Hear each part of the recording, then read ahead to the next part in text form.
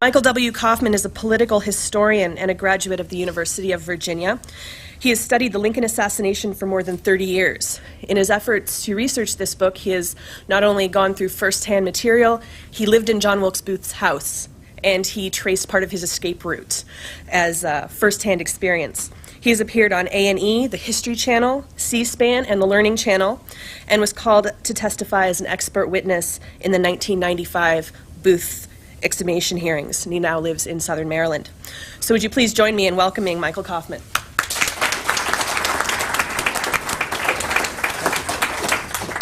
Thank you, Allison. And thank you, Sam. I've never had a stunt host before. I'm not sure what that means. But let's be on the lookout for a 12-foot leap sometime during my talk. Well, I take it you're all interested to some degree in the assassination of Abraham Lincoln, and there must be some reason for that. An event that occurred so long ago can still hold a great deal of fascination for so many people. And as you gathered from the introduction, it has held my interest since early childhood, actually. I've been wanting to write a book for so many years, and I began, I guess, about 35 years ago in my own childish way as a young teenager, writing what turned out to be a very, very bad effort at writing something, but it was a couple hundred pages, and as soon as I got to the end, I started reading it back again from the beginning, and I realized just how bad it was. So I locked that away, vowed that I'd destroy it someday and write something much better, and I've been working until last year to do just that. The reason this story holds such a fascination for me is in part because of something that the general public doesn't really seem to, hasn't quite caught on to. The fact that it has been so little covered over the years, and there is so much room for finding new discoveries. Even as a teenager, when I first came to Washington on a research trip and went over to Ford's Theater, I started finding things that filled in the gaps of all the books that I'd already read. Now, if that seems a little bit surprising to you, keep in mind that during all the intervening years, I have belonged to an informal group of people. We call ourselves the Booth Buffs, and I see a few of them here today. A great many of them were retired government workers who simply took on this. It was what I called catching the bug, and that is once you take an interest in the subject, you just kind of keep going and going and going. I read Jim Bishop's book, The Day Lincoln Was Shot. It's a great many people read that and were captured by the drama of the book. The way that he wrote that story was just so compelling that I felt right away as a young teenager that I knew the whole story, and that I sort of felt that I owned it. And I don't know whether it's just that case or whether it's the way Jim Bishop wrote it, but whatever it was, I was hooked. And I came to Washington because I was living in California and finding it very hard to get close enough to the sources. I could buy the microfilms, anybody can, but there's so many unanswered questions in those official documents, and you have to go into other areas and other kinds of documents to find, and you just found it very hard to do that by remote control. So I came to Washington and took a job with the FBI, which is almost right across the street. And every night after work I would come over here, and they'd throw me out at closing time. And this went on for a couple of years. And I sort of wormed my way over to the Library of Congress and started going through the manuscripts over there. And I found very quickly that the story embedded in those records that the prosecutors had gathered in 1865 really wasn't the same thing that you were seeing in all the books. You see, the books, if you go back and trace the original sources of everything, those books are written from magazine articles and newspaper articles and things that came out over the course of 70, 80, even 90 years by the people who said, gee, you know, this is the anniversary of Abraham Lincoln's death. In our fair little city, we have 2 citizens who were there on that day, and this is what they remember. Well, you know what, by 1945 or whatever, those people don't remember what planet they're on. But who is going to say to them, you know, you've got the story wrong, you've got the details wrong? And so, in part maybe to humor them, in part maybe to pay homage to those who really touched the face of history, those who were actually there. We want to know what they said. It's fascinating, even if maybe their memory isn't so good anymore. Well, when I started to go through the original records, I saw such a huge difference between those records that were locked away from 1865 till about 1940, when people started getting more large-scale access to them here in the National Archives. And I get the feeling that authors were not really that comfortable with the new story that was in those records, because when they started looking through, I could tell that there were things they saw in there that didn't quite match the record that had been out there. And so they'd try and massage things and get the two of them to work together, and sometimes it was a little bit awkward. I finally decided that what I would do is stick with the original records and tell everybody right up front, look, this is not what you've read before, and this is why it's not what you read before. The whole time I was doing this, I was going systematically through these records, going from reel 1 of microcopy 599 through reel 16 of it, going through the trial transcripts of the conspiracy trial and so forth, from page 1 to volume 3 and so on. And I could do this in part because I knew so well the way my compatriots in the Booth Buffs were working, and they were doing it a little differently. James O. Hall, for example, a dear friend of mine, had been tackling questions one at a time. When somebody would bring up a question or when something would occur to him, he would attack it like a pit bull and just hang on it until he got all the answers he wanted out of it. If that meant consulting researchers in England or in Georgia or wherever it was, he would find all the answers to that. John Brennan, a dear friend, I see a few smiles over there. John Brennan was sort of the hub of our group, and I kid you not, he wrote me letters once, twice, 3 times a day for more than 20 years with the things, passing on information that other people in our group had found, or sort of ruminating on, what do you think this means or that means, and so forth. Now, his letters were not boring.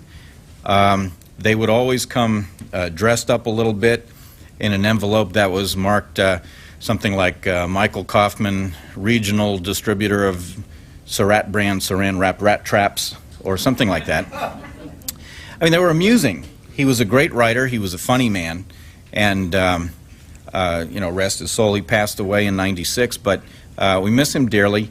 And he's the one, more than anybody else, who really kept me going on this, because he had something new and interesting around every corner. Well, to make a long story short, because of all these things coming out, we were finding out new information about the assassination, not always big, but sometimes enormous. We'd find out something new every single day. And we were so absorbed. We were, you know, we were government workers, we were young, maybe some of us couldn't write very well. Whatever the problem was, we did not have any publishing clout. And so, at a completely different level, while we're in the trenches learning all this stuff, the publishing industry is going along with its, you know, high profile writers, digging out story after story about Booth or whatever, and it would always come out in some ways, at least to us, it would always come out to be pretty much the same from one book to the next to the next.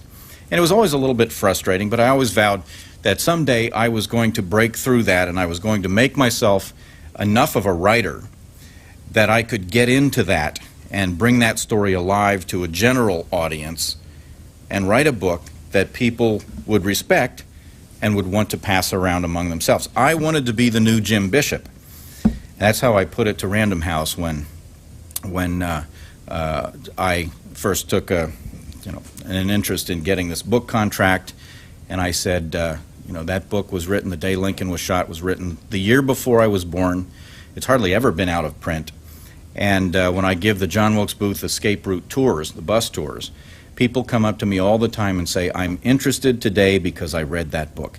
That's what I want to be. And I said that all along, and this has been the goal in writing this book. Well, because I was interested in getting kind of a new paradigm going, I wanted to be the new person on the block, the person who established the story that the general public would start to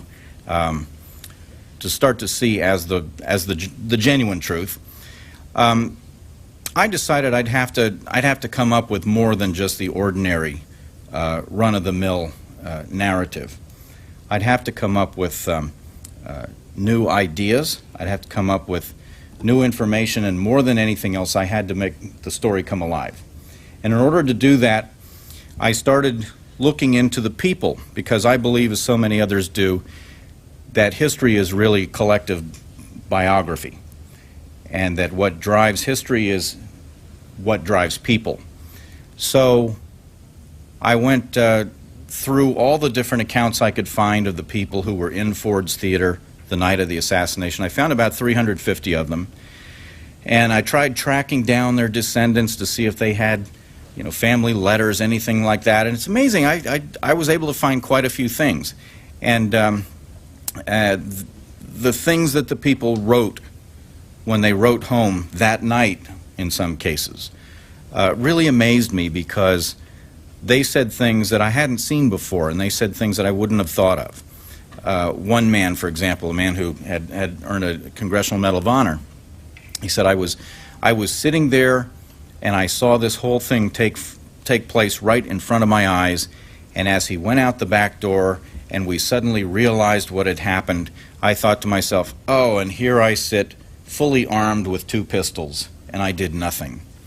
You kind of imagine yourself. Now, add to that the agony of all of this happening in front of your wife or girlfriend, you know, and the sort of macho culture that was prevalent, and you add embarrassment to the mix.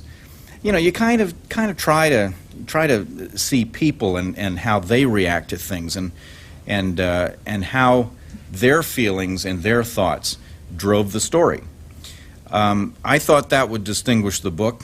And sort of make it a little bit different from what you generally saw here and there. And from the comments that I've gotten back afterwards, I think that generally has worked.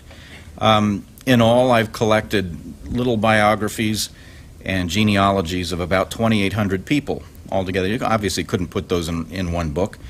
But it's been fun, because there have been some real interesting characters. Sometimes you can't put them in the book. For example, Effie German, a woman who had been a prominent actress in her day, a woman whose photograph was found on John Wilkes Booth at the time of his death, the only person to write a letter of condolence to the Booth family, a very nice and decent and sweet young woman, who at the time of the assassination, I learned from her family, happened to be posing for her brother-in-law, Constantine Brumidi, as he was painting the inside of the Capitol dome. And the same face that is on that picture that was found in Booth's body is also at the right hand of George Washington inside the Capitol dome. On the left hand is her sister, Lola, and the two of them, as you look up there, I just can't help but smirk a little bit, knowing who they were, and that the artist himself used his wife and sister-in-law for these allegorical figures.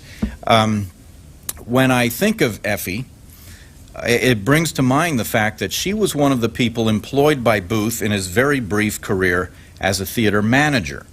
In 1863, Booth rented out the Washington Theater in the city of Washington, right down the street from here.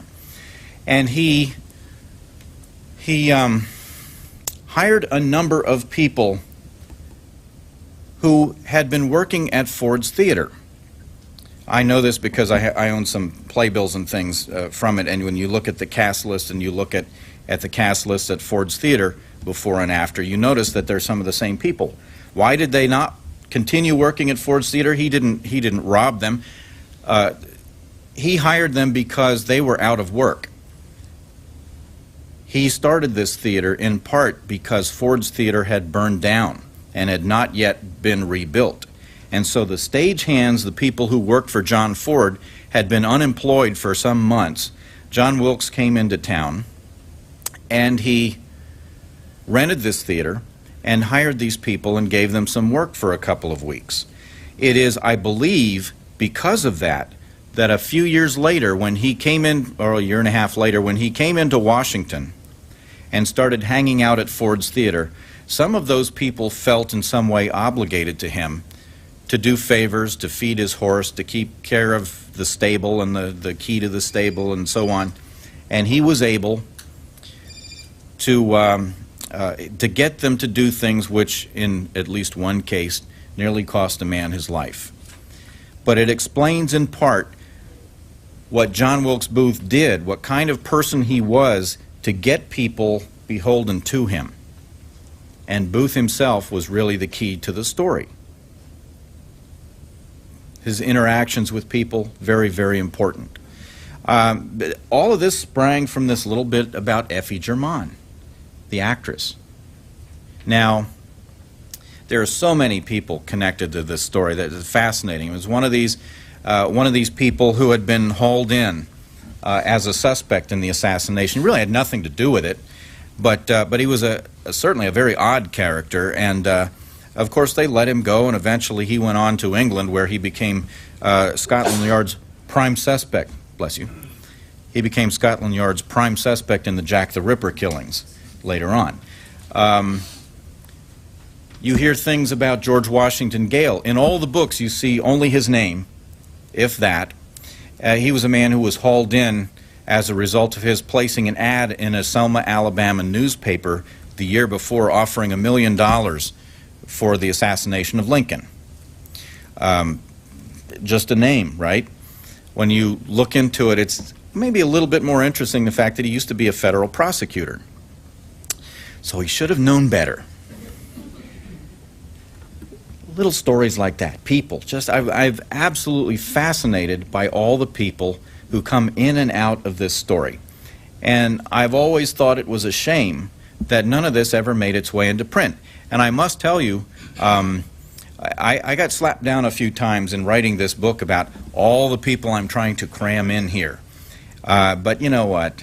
I think it came out okay. But there are so many people connected to this story. And I felt the more of them that I can put in, the more human I was able to make this story. I was very surprised when one person after another in the whole process of getting a book started, they would all say to me, hasn't this been written to death already? I mean, really, is there room for another book? And when they asked me that at Random House, I thought, well, it's sort of a pro forma question. I'm sure they ask all the authors this. They will just want to see, you know. But no, actually, this is what almost everybody believes, that this story has just been beaten into the earth. And having been in sort of in that cocoon of the Booth buffs for years and seeing just how much is still out there, every time you turn the corner, you bump into something new. Art knows this. I was just astounded that the people really believe that it's all been covered by now. If you take the Conspiracy, for example, there's never been a single book anywhere that mentions the Roman Hotel. The Roman Hotel is where Booth and the conspirators met, almost on a daily basis. That's located over where, you know, forgive me, I'm one of those cynical media types. I've been in the news media. You know, the courthouse, the federal courthouse is over there, which, you know, in my day we used to call it the Hinckley Beach, because the Hinckley trial was taking place there during the summer. But it's right over by there on Pennsylvania Avenue. I'm sorry? Just giving you the direction. That direction. I lost my bearings. By the way, this magnificent renovation of this building, I'm going through this, you know, maze of new facilities and beautiful, shiny new rooms, and I'm very impressed by this. But Anyway, but it does cause me to lose my direction a little bit. Anyway, you don't see even the most basic things, frankly. And the question that I wanted to answer, I really don't think, I don't see any evidence that anybody had ever asked this question before when they wrote their books. Did somebody ask honestly, why did Booth say he was killing the president?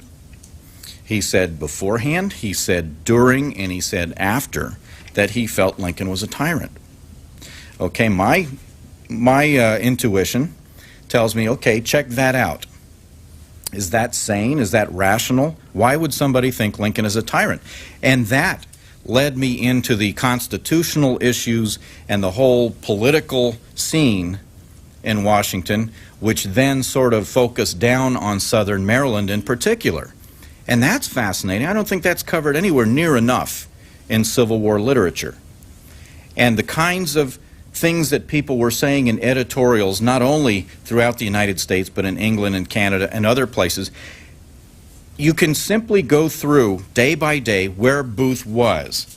It's not that hard to do because he was an actor and because, you know, he's going to this theater and that theater, and it would always appear in the newspapers. There's a man named Art Lukes who did a magnificent job of checking out all of Booth's theatrical performances over the years, and a big thick book that he came up with, only 12 copies in print. But at any rate, we know where Booth was at all times, and what I did was went through the newspapers in all of those cities to see what they're saying about Abraham Lincoln. And it's amazing. They talk about how this senator or that senator says Abraham Lincoln is acting like Caesar. It's just too bad we don't have a Brutus. Now that kind of thing really resonated with John Wilkes Booth, the son of Junius Brutus Booth, because generation after generation, the Booth family had always believed the way to deal with a tyrant is to kill him. And when Booth said sic semper tyrannis, he was repeating the words on the bottom of the seal of Virginia. The rest of the seal shows Virtus standing there over the slain tyrant, his crown fallen on the ground. This is the good thing in the Booth family philosophy. One generation after another had believed not only that you kill a tyrant, but that you fight him with everything you've got. And John Wilkes Booth wanted most of all to be a Booth. His father was a very distinguished actor who, unfortunately, after making his name first in England and then in the United States, was exposed as a bigamist. He had left England and his wife and young child there to start a new family in America. When the first wife came to America, after hearing that her husband was very successful in the United States, she ran around questioning the legitimacy and the identity of all those little kids, 10 of them, including John Wilkes. And this led John Wilkes Booth, I believe, to do everything he could to prove, perhaps to himself, but certainly to the rest of the world, that he really was the heir to that genius that so many people admired. He tattooed his initials, JWB, on the back of one hand. He became an actor just like his father. He adopted the family politics, and so on. And this is one of the things I think that psychologically was going on in Booth's head from childhood onward. So there's the collision course. There it comes. Abraham Lincoln, from the very beginning of the war, sees that Maryland, Booth's home state, can be the gatekeeper.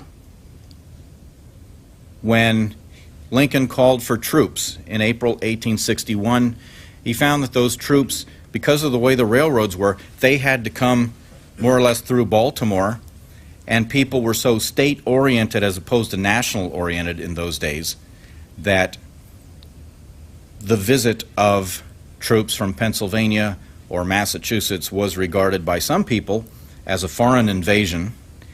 On the 19th of April, there was the riot, and Lincoln decided, we can't let this happen. We cannot let Maryland secede from the Union. That would leave the federal capital deep inside enemy territory. So what Lincoln did was declared martial law first in what I call the I-95 corridor, I suspect he didn't call it that. But then it spread throughout Maryland and then throughout the United States and any place under Lincoln's control. And people could be arrested for anything or for nothing at all. And that's where the charge of tyrant came from. It stayed throughout the war. A number of members of the Maryland legislature were arrested in the middle of the night and carried off to prison, though they hadn't done anything.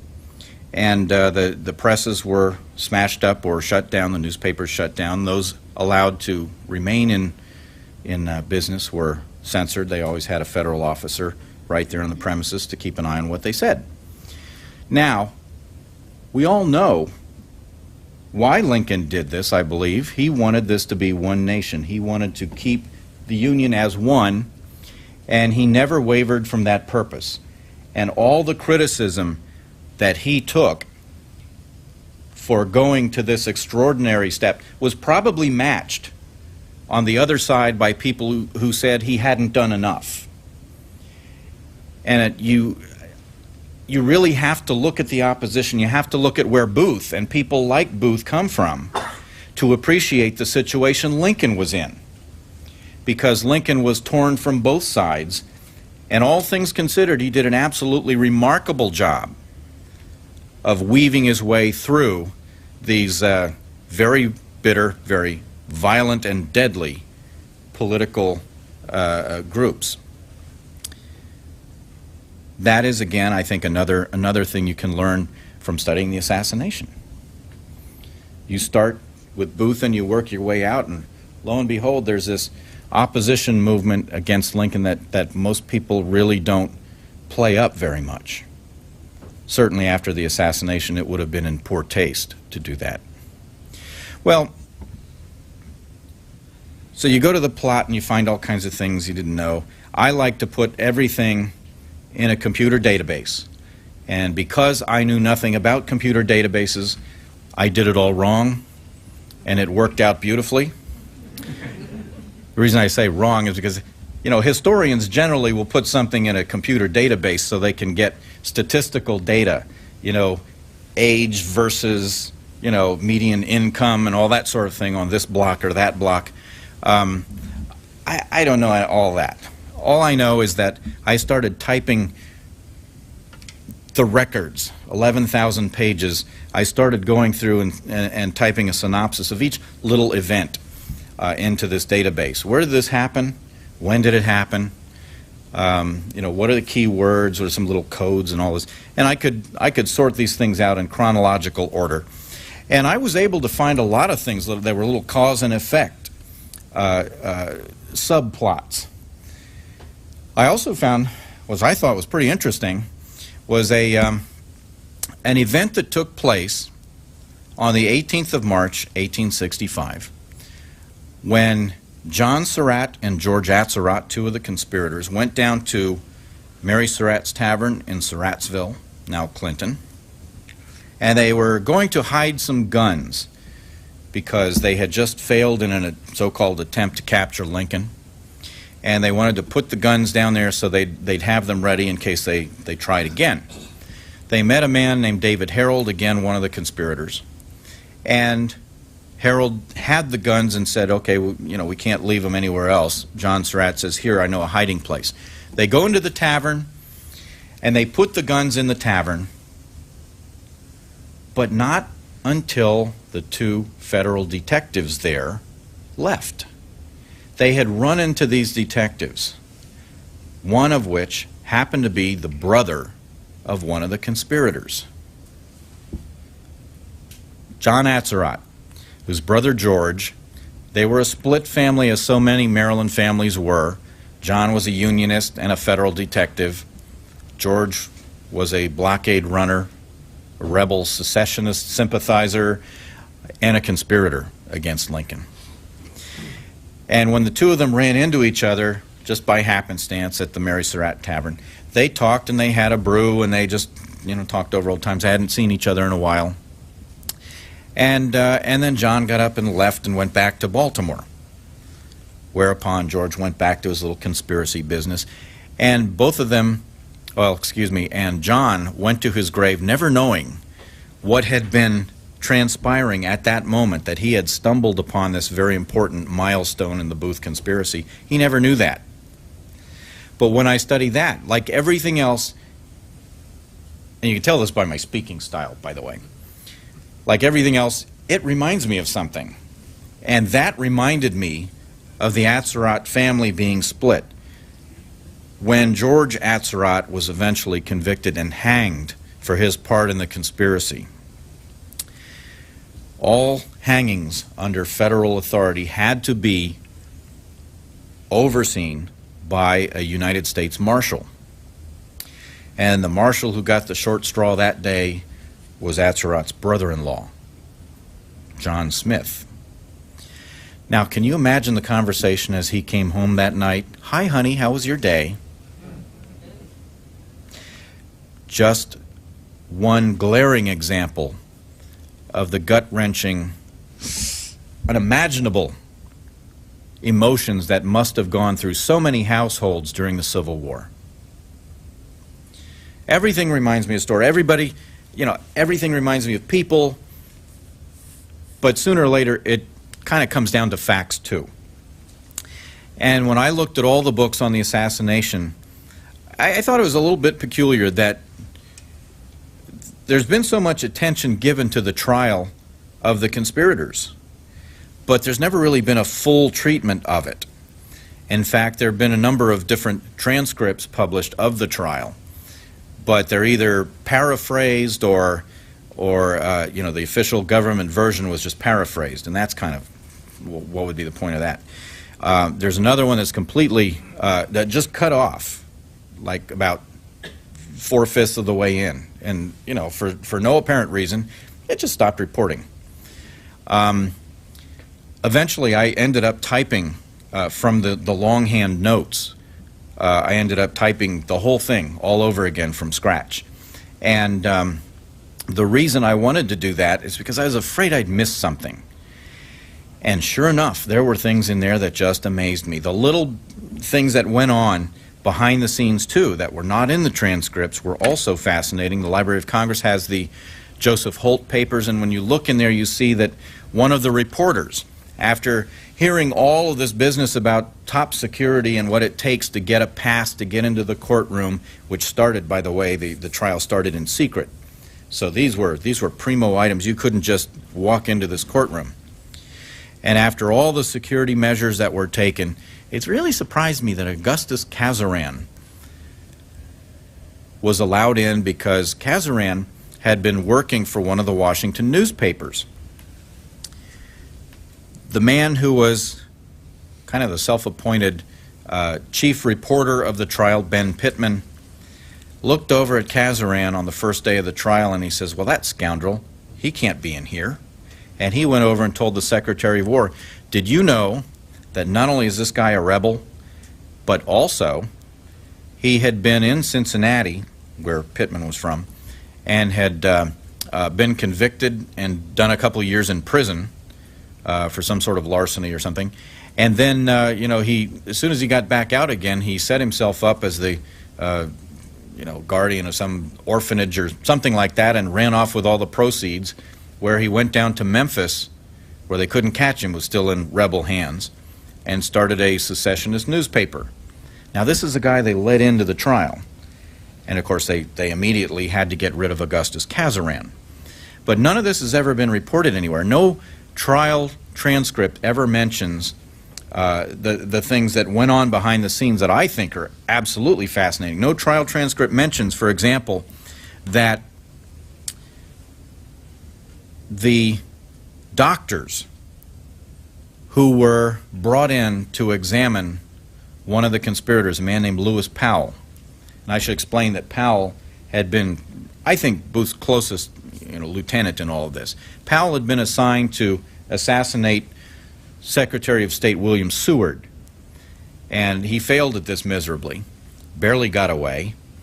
And when he was finally captured at Mary Surratt's house, which didn't make her look very good, he was brought in and prosecuted, and because his behavior was so strange and he seemed so stoic.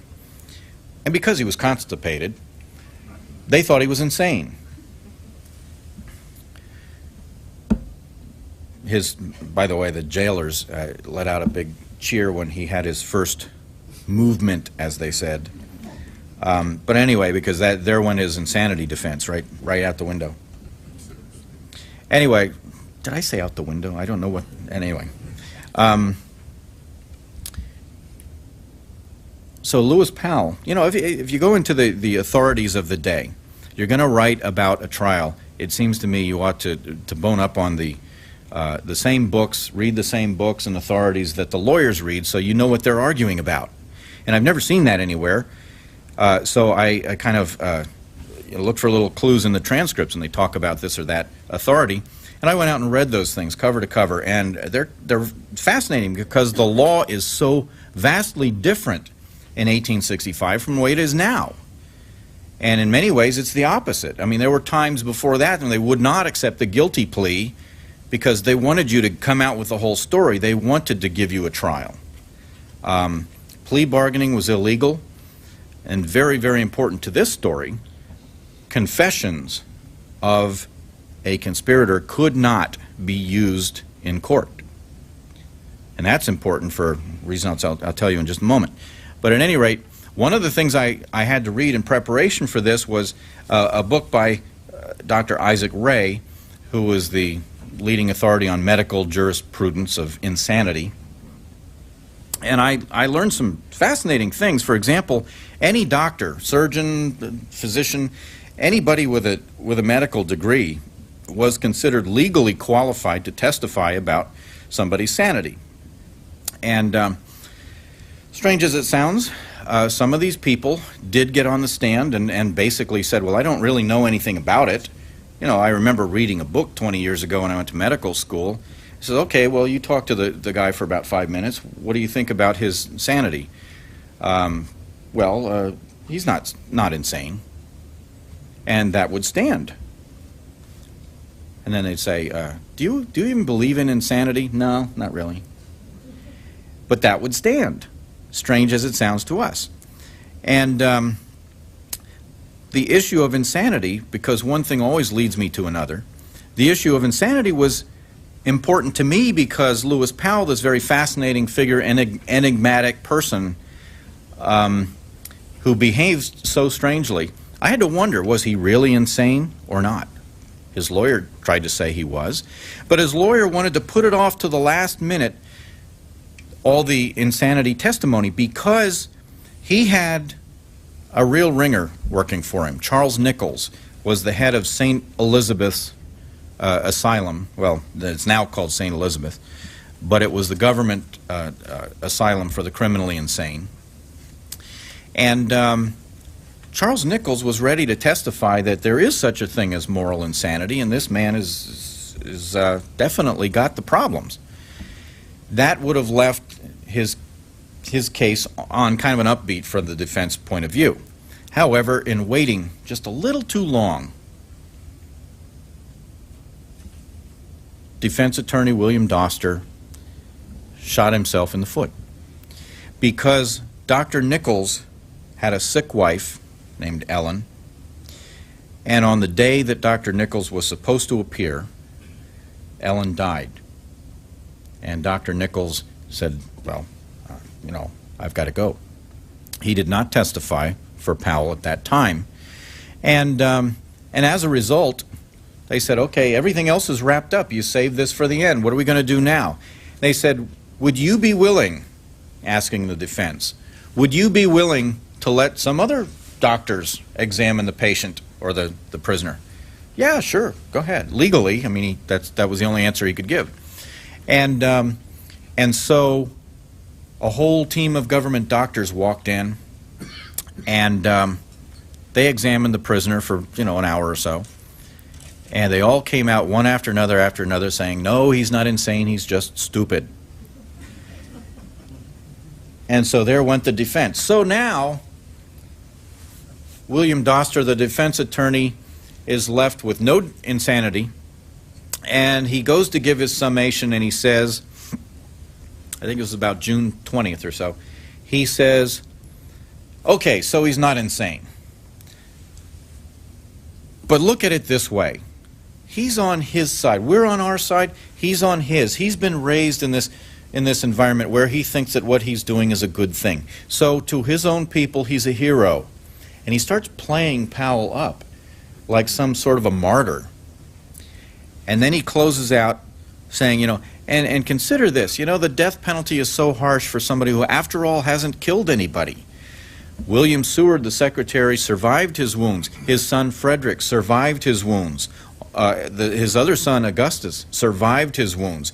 And all the bloody mess that he left in that house, and the carnage and the night of horror that he visited upon that family, after all, it wasn't fatal to anyone. And that's the note that William Doster left with that group of military officers. And that day, while Doster was giving that little speech, that day, Frances Seward, the mother of those two men who were brutally injured, and the wife of Secretary Seward, died of a heart attack. And of course everybody said, well, what do you think? After seeing what she saw, of course this is what happened. So the deaths of two women, Ellen Nichols and Frances Seward, played a big part, I think, in the fate of Lewis Powell. Not that I'm saying in any way or mean to imply that Powell would have been off the hook. Let's face it, this was a hanging jury. And when you look again at the record, you see some of the very strange things that have completely new relevance for us today. We're talking now about these military tribunals, and this was a military tribunal. Consider what happened the last time, and that is that they made their own rules. They can't quite do that so much today, but they made their own rules in 1865, and they changed them after the fact. And Edmund Spangler, the stagehand, who had really just been helping Booth out, they decided that he knew nothing about the plot. But they went ahead and convicted him anyway of aiding and abetting in Booth's escape by having somebody hold Booth's horse so that Booth could come out later. Interestingly, that's not what he was charged with. So he was found guilty of something that had never been charged in the first place. That was one of the rules they could bend and twist at will. Another one was that even though they published their rules in the beginning, they made up a new one. When they went into deliberations, and by the way, in military commissions during the Civil War, the prosecutors were allowed to come in and help them deliberate. And during the deliberations, some of them found out probably what they did not know beforehand. Certainly Lew Wallace, the only lawyer on the panel, did not know this. They found out that this was not a unanimous verdict. Didn't have to be. They had changed this so where a simple majority of 5 people could convict. But you couldn't get the death penalty unless you had 2/3 majority. And so what you ended up with was 4 people who were convicted on 6 or more votes who got the death penalty automatically. They didn't like the fact that they were hanging a woman, so 5 of the 6 or more who voted guilt for Mary Surratt filed a petition saying, we think you shouldn't give her the death penalty. But at any rate, those people, the 4 who were hanged in July, they got 6 or more votes. The others got 5 votes. 1 vote in either direction, and the fate of each of those people could have been so vastly different. It could have been an outright acquittal on one side or the death penalty on the other. That's sort of a razor-thin margin.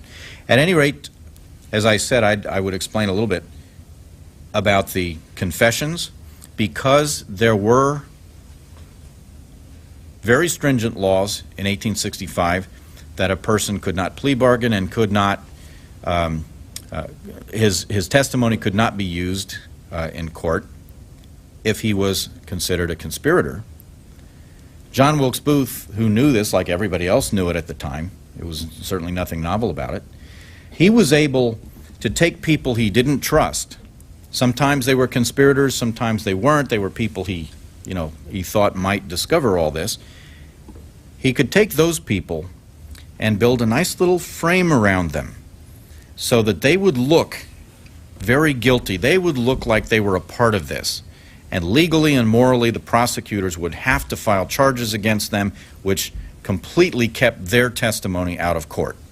It was very clever because Booth reminded people, one after another, he said, you can't implicate me because I can implicate you. And that's how,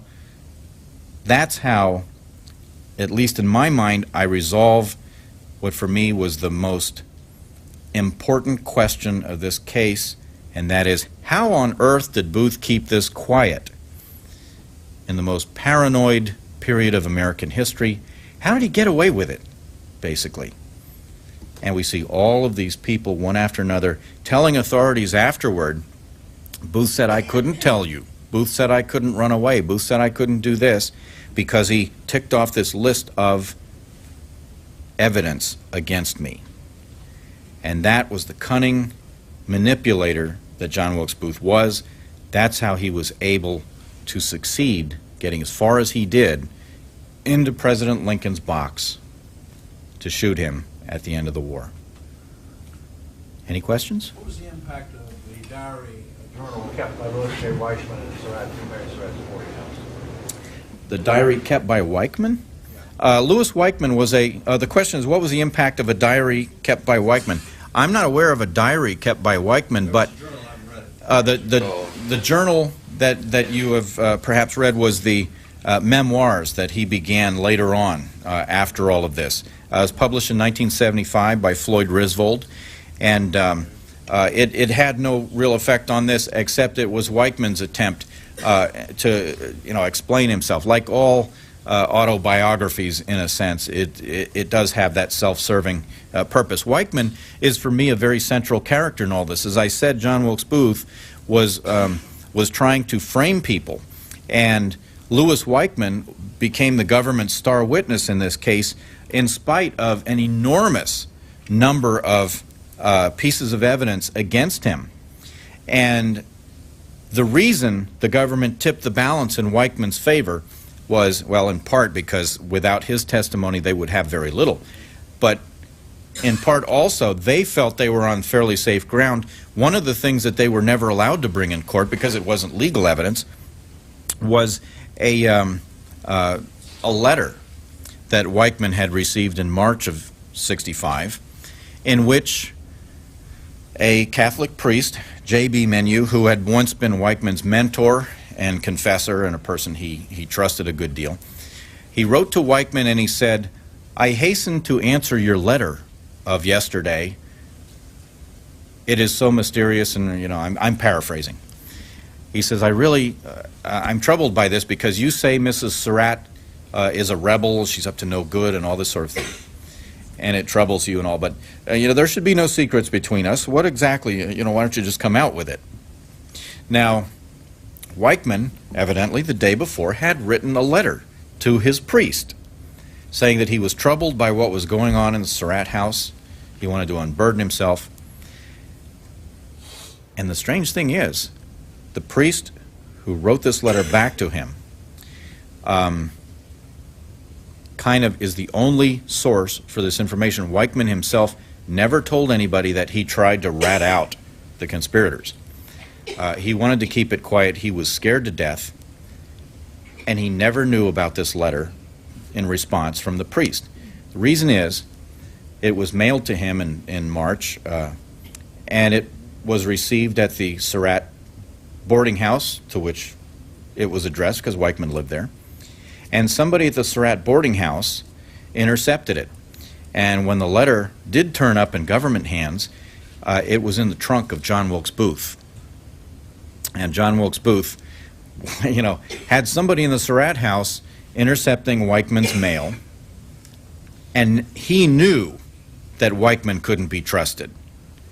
And from that point on, about the 20th of March, when, by the way, John Surratt was not in town, so we're talking about Mary Surratt here. From that point on, everything that the conspirators did, they involved Lou Weichman in it. John Wilkes Booth sent a telegram to Weichman Tell John to telegraph the number and street at once. Well, Weichmann had no idea what that was about. You know, John lives in the same house. Send the telegram to him. But no, Weichmann just took it and says, I don't know what this means. But this was delivered to him at work in a government office building, and he's waving it around. See, I told you I know this famous actor. Now he's got all these witnesses. Okay? He's implicating himself. And this was the clever way that Booth manipulated people and got this huge case built against Weichmann. They never did anything without involving Weichmann. And years later, when John Surratt had been let go after a hung jury in his own trial, he was tried separately. He was caught in Egypt. And I want to do that escape route tour one of these days, I'll tell you. Anyway, after John Surratt's trial, he went out on the lecture circuit, and somebody asked him, he said, was Lou Weichmann a conspirator? Because he sure looks like one. And after Weichmann's testimony had helped hang Mary Surratt, you would think that John Surratt, who has a flaming hatred for Weichmann at this point, feels that he has betrayed him and the family.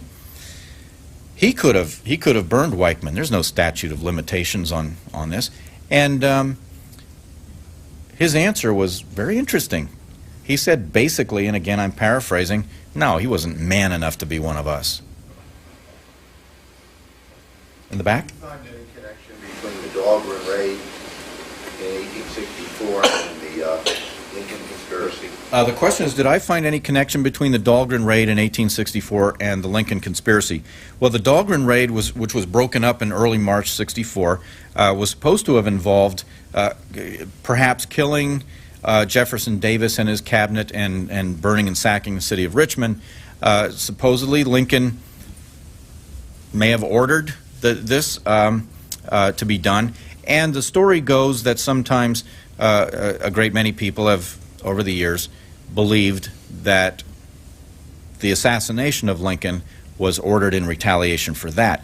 My feeling is that since there's never been any kind of a direct connection, there's never been any mention of it by Booth or anyone connected to this, I just couldn't make that connection on my own. And also, it's kind of strange that a person would wait 13 months to retaliate. I would expect a direct retaliation to come within a few weeks, or something along those lines. So no, I never found anything. I hope that's enough of an answer. Why hadn't Booth gone south to join the Confederate Army, and also was there any effort to conscript him into the Union Army? Good questions. The questions were, why had not Booth gone south to join the Confederate Army, and was there any effort to conscript him into the Union Army? Take the second part of that first. John Wilkes Booth avoided the draft by not having a permanent address. He was officially a resident of Philadelphia, where he had lived during the 1860 census. His mother had moved up to New York City with his brother Edwin, and that kind of made him a resident of New York. When they filed his estate papers later on, they said John Wilkes Booth, a resident of New York. But the draft was handled locally by provost marshals who would go out basically knocking on doors, going through census returns and city directories and things like that, finding all these men and basically hauling them in. If a person wasn't there, he wasn't reachable, and it was one of the many loopholes in the whole draft process during the war. But I never heard that they tried to draft him. But as an actor, he moved around from place to place, and I don't think anybody could quite get a hand on him and say you're going to serve in Missouri troops or something like that because he happened to be in St. Louis. He'd say, "No, I don't live here. I'm going back home right now," and then he would go to some other city, and the same thing might happen there. So that's how he avoided the draft. He did not go into Confederate service. There is some indication within the family that he did genuinely promise his mother, sort of this heartfelt promise, that he would not join the cause and that he would stay out of the fight for her sake.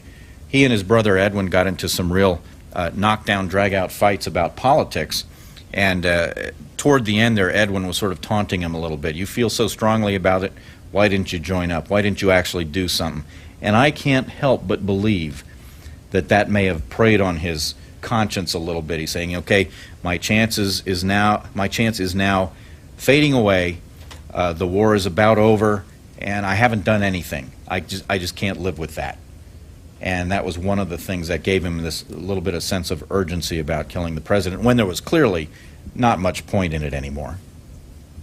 Yes? Did you ever get a chance to meet Bishop? The question is, did I ever get a chance to meet Jim Bishop? Yes, I did. And he told me one time that he made a huge fortune on the book, and that he always got a lot of mail because of it, that it was the one thing more than anything else that really kind of formed his identity as a writer. All the other things he had done, I mean, most of us probably don't know the extent to which his writing career had stretched in all directions. But he said that was the one crowning moment for him. Oh, I'm sorry, right behind you, Jack. Did you find anything adverse to Dr. Mudd? Did I find anything adverse to Dr. Mudd? Yeah, it's a good question, and it's the answer would be a few more hours, but what I found that was adverse to Dr. Mudd was all the usual stuff that the prosecutor put forth. But I also found that Dr. Mudd and Booth never trusted each other from day one, and that's the reason we find so much adverse to Dr. Mudd, because these things that counted against him at the trial were not things that Mudd had done, but were rather things that Booth had done to him. And that made all the difference to me, that and the fact that when John Wilkes Booth is at Dr. Mudd's house in the day after the assassination, Dr. Mudd got up and went shopping in town, and he's taking this leisurely trip into Bryantown, and he buys some, matches and calico and nails and whatever. And he goes back at a walking pace back to his house 4 miles away, and he stops to talk to some neighbors, and they're talking about the assassination and the price of lumber. And at some point, a couple of neighbors gather together, and one of them says, who do you think did this? And I do have documentary evidence that the man who was in charge of the federal troops had just gone into that town at about the same time, had learned, or so he believed, that a man named John Boyle had committed the assassination, and he had been telling everybody we're looking for Boyle. All of these people, including Dr. Mudd, knew Boyle. So they had been in some ways misled, but there are other stories going out there, and in the course of this conversation, Mudd and some others say, well, I heard it was Boyle, and somebody else says, no, I heard it was Booth. And then Dr. Mudd says, well, there were a couple of Booths. They were all actors, aren't they? And one of them said, well, is it that one that was around here last year, nosing around? And at that point, Dr. Mudd turns and says, maybe I better go home. And to my way of thinking, and there's always room for argument about everything, but you know what? To my way of thinking, nobody who knows the most wanted fugitive in America is in his house is going to leave his wife and 4 young children alone with him. He may have even trusted Booth, but hey, how does he know that the cavalry isn't going to come surrounding the house and just shooting up the place? So no, I think that was the moment during that conversation on the afternoon of April 15th that Dr. Mudd first realized who that was and what he had done. He may have said, this guy looks vaguely familiar, but I really don't think that Mudd was guilty as charged. Over here. Several days before Booth committed the assassination, he wrote a couple of letters and left them with his sister in Philadelphia. With some other items you want to talk a little bit about? Okay. Before the assassination, John Wilkes Booth had written a couple of letters and had left them with his sister in Philadelphia. One of them was addressed to whom it may concern, and it was a long sort of manifesto about why he was going to make a prisoner of this man Abraham Lincoln. As some of you may know, the original purpose of the conspiracy, or so Booth said, was to capture Lincoln and to force the Union government to resume an exchange policy, prisoner of war exchange. And so he said, this is the reasons we're going to, and then he goes on about, how the workers in the North are treated worse than slaves in the South, and, on and on and on with all this stuff. Like everybody else who defends slavery, he's got the blinders on. But he's saying nothing particularly different from the usual defenses of Southern rights and all that business. But at any rate, He also wrote a letter to his mother. Dearest beloved mother, you know, I know that, you know, my act is going to do to you, and I'm sorry about that. But these two letters and some other things were in there as well. It's interesting to me, again, because the big theme of my book is how Booth manipulated people. There were also some things in there that I believe were addressed to Samuel Knapp Chester. Chester was a person Booth had tried to get involved in the plot, and he recoiled at the idea, was horrified, and Booth pretended, in fact, running around telling other people that Chester had, in effect, signed on. He even took some letters and things with Chester's name on them, letters that Chester had sent to him about the plot, kind of begging him not to do it. And he put those in there as well, so that if he decided to do something, Chester could be implicated also in this plot. As it happened, Booth's sister Asia had known Chester all her life, and she remembered those letters down in the safe, and she went down there and she destroyed certain things before she told anybody else that there was anything there. Yes? It would have been a major coup for federal prosecutors to connect Booth with the Confederate Secret Service. But was there simply no connection, or did they not try hard enough? And in some accounts, I wish I could give an authoritative source. Robert Lincoln, shortly before his death in 1927, burned documents that he claimed proved the treason of a member of Lincoln's cabinet. Have you ever been able to track that one down? As for the question is about Robert Todd Lincoln, who just before his death claimed to have destroyed documents that would have implicated a member of his father's own cabinet. I've heard that story many times, but like so many others, I couldn't trace it to its original source. I wanted to find a transcript of an interview with Robert or a letter from Robert or something like that. And if I can't find that, I kind of take it and put it in the urban legend file. I've heard it many times, but I don't know. And it may be that it's true, but I can't go there. You asked at first, wouldn't it have been a remarkable coup on the part of the federal prosecutors if they had proved the Confederate Secret Service was in on this? Believe me, they tried. And they failed in part because they either believed the wrong people, or they sort of, with a wink and a nod, let the wrong people in, and those people were exposed. In fact, there's a new book out about one of the people, the chief perjurer in this case, a man named Charles Dunham, who was posing as Sanford Conover and claiming that he knew a lot of things about all this that tied the Confederate government in. Conover and several other witnesses were later proved to have perjured themselves, and Conover was sort of the ringleader who told everybody exactly what they would have to say in order to make all their stories mesh. Once that fell apart, the federal government had a lot of trouble finding anything else of substance that would make either a commission or a jury or even the general public believe that there was this hard and fast connection.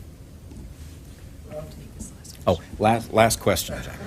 We're being evicted. You spoke about John Surratt, his escape to Elmira, then eventually he ended up in Rome as a Swiss guard, and then, of course, to Egypt. But what I don't understand is that to be eligible for a Swiss guard, you had to be Catholic, which he was, and you had to be at least 5'8", which he was, but he also you had to be a Swiss citizen. Okay, there's the question is, when John Surratt was on his escape, at one point he joined the Swiss Guards. It is actually the Papal Zouaves. The requirements that Jack alleges were, and I don't know anything about the requirements, but Surratt did not meet all of them, one of which was that you had to be a citizen. The Papal Zouaves at the time, I understand, were a bit like the Foreign Legion, in a sense, that a lot of the people who come into the story were in fact Americans.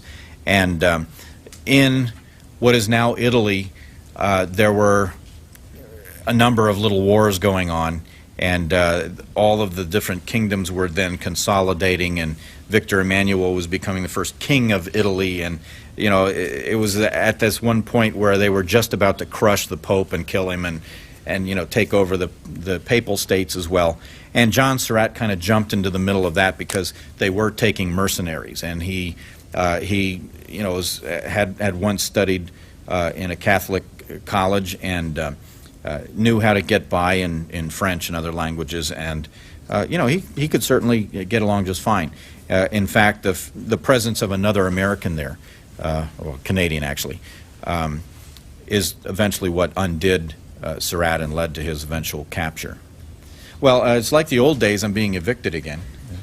I'd like to know how an author, sometimes I've heard like you did, said that you had exhausted searching for something, like the hotel or something.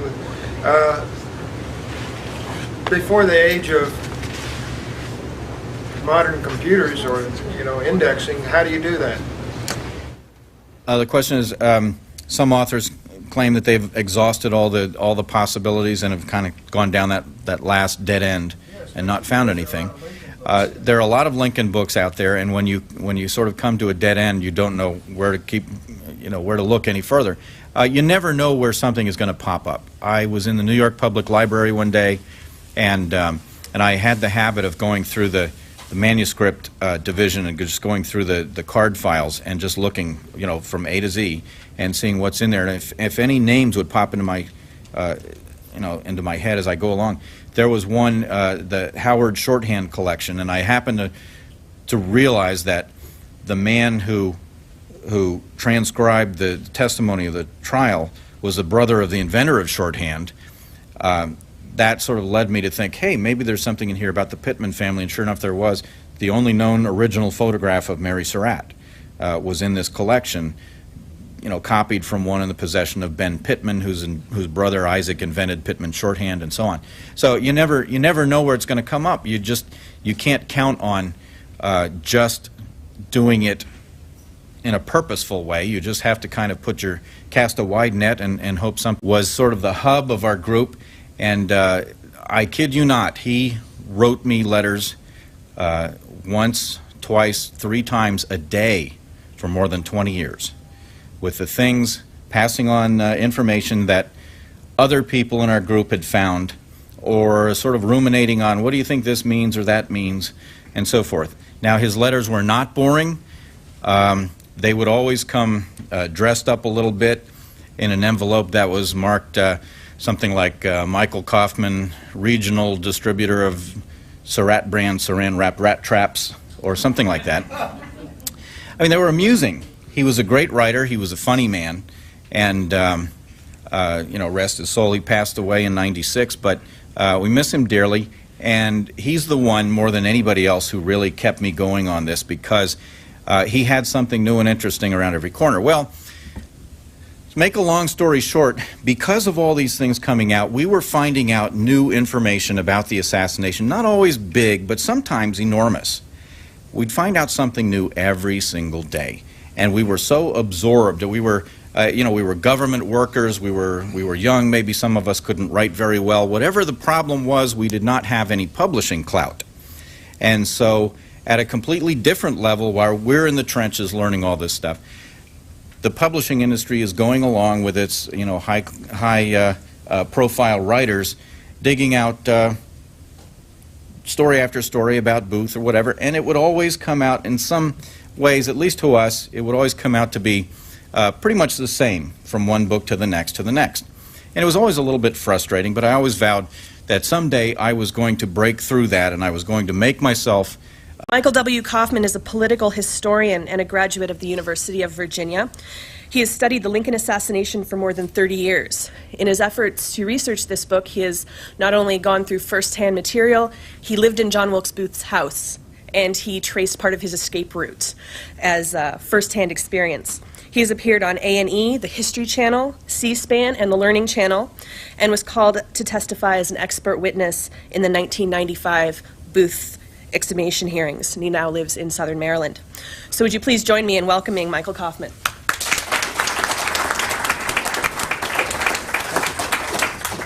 Thank you, Allison.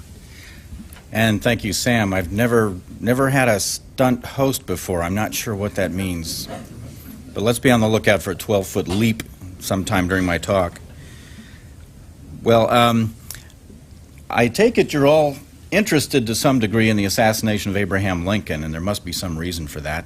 An event that occurred so long ago can still hold a great deal of fascination for so many people, and as you gathered from the introduction, it has held my interest since early childhood, actually. I've been wanting to write a book for so many years, and I began, I guess, about 35 years ago in my own childish way as a young teenager, writing what turned out to be a very, very bad effort at writing something, but it was a couple hundred pages, and as soon as I got to the end, I started reading it back again from the beginning, and I realized just how bad it was. So I locked that away, vowed that I'd destroy it someday, and write something much better, and I've been working until last year to do just that. The reason this story holds locked away from 1865 till about 1940, when people started getting more large-scale access to them here in the National Archives. And I get the feeling that authors were not really that comfortable with the new story that was in those records, because when they started looking through, I could tell that there were things they saw in there that didn't quite match the record that had been out there. And so they'd try and massage things and get the two of them to work together, and sometimes it was a little bit awkward. I finally decided that what I would do is stick with the original records and tell everybody right up front, look, this is not what you've read before, and this is why it's not what you read before. The whole time I was doing this, I was going systematically through these records, going from reel 1 of microcopy 599 through reel 16 of it, going through the trial transcripts of the conspiracy trial and so forth, from page 1 to volume 3 and so on. And I could do this in part because I knew so well the way my compatriots in the Booth Buffs were working, and they were doing it a little differently. James O. Hall, for example, a dear friend of mine, had been tackling questions one at a time. When somebody would bring up a question or when something would occur to him, he would attack it like a pit bull and just hang on it until he got all the answers he wanted out of it. If that meant consulting researchers in England or in Georgia or wherever it was, he would find all the answers to that.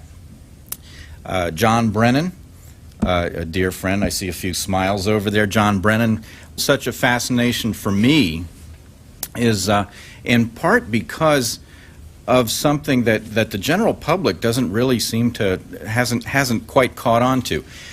The fact that it has been so little covered over the years, and there is so much room for finding new discoveries. Even as a teenager, when I first came to Washington on a research trip and went over to Ford's Theater, I started finding things that filled in the gaps of all the books that I'd already read. Now, if that seems a little bit surprising to you, keep in mind that during all the intervening years, I have belonged to an informal group of people. We call ourselves the Booth Buffs, and I see a few of them here today. A great many of them were retired government workers who simply took on this. It was what I called catching the bug, and that is once you take an interest in the subject, you just kind of keep going and going and going. I read Jim Bishop's book, The Day Lincoln Was Shot. It's a great many people read that and were captured by the drama of the book. The way that he wrote that story was just so compelling that I felt right away as a young teenager that I knew the whole story, and that I sort of felt that I owned it. And I don't know whether it's just that case or whether it's the way Jim Bishop wrote it, but whatever it was, I was hooked. And I came to Washington because I was living in California and finding it very hard to get close enough to the sources. I could buy the microfilms, anybody can, but there's so many unanswered questions in those official documents, and you have to go into other areas and other kinds of documents to find, and you just found it very hard to do that by remote control. So I came to Washington and took a job with the FBI, which is almost right across the street. And every night after work I would come over here and they'd throw me out at closing time. And this went on for a couple of years, and I sort of wormed my way over to the Library of Congress and started going through the manuscripts over there. And I found very quickly that the story embedded in those records that the prosecutors had gathered in 1865 really wasn't the same thing that you were seeing in all the books. You see, the books, if you go back and trace the original sources of everything, those books are written from magazine articles and newspaper articles and things that came out over the course of 70, 80, even 90 years by the people who said, gee, you know, this is the anniversary of Abraham Lincoln's death. In our fair little city, we have 2 citizens who were there on that day, and this is what they remember. Well, you know what, by 1945 or whatever, those people don't remember what planet they're on, but who is going to say to them, you know, you've got the story wrong, you've got the details wrong. And so, in part maybe to humor them, in part maybe to pay homage to those who really touched the face of history, those who were actually there, we want to know what they said. It's fascinating, even if maybe their memory isn't so good anymore. Well, when I started to go through the original records, I saw such a huge difference between those records that were